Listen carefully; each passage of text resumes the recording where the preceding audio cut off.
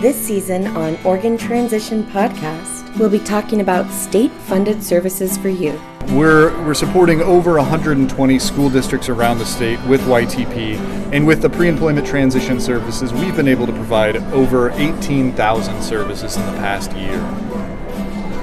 We'll be hearing from teachers. I think the supervisors let me know that's the biggest thing they appreciated was being asked questions. We'll be hearing the facts from subject matter experts. One of the things we forget is that none of us can reach a goal if we don't know what our goals are. We'll be hearing stories from employment throughout the state. Halfway Oregon is in eastern Oregon. It is about 70 miles away from Baker City, and so some of the students actually traveled from halfway to Baker for their jobs. We'll be hearing what students have to say.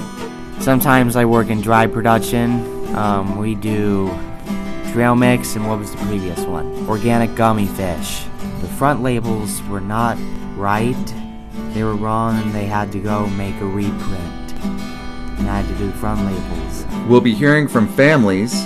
I think sometimes we mistakenly think that it's all about getting a job, but a job is one piece of a whole life, and so a parent has to start thinking back when they're a junior or a senior on what that whole life might look like and what supports and what partners they might need to have in order to make that happen. And are excited to share transition success stories. A goal of mine has always been to work full-time. And the ARC is giving me the chance to do that, work full-time as their community engagement coordinator. These stories and more on the Oregon Transition Podcast. New episodes streaming in January. For more information, follow Oregon Transition Podcast on Facebook.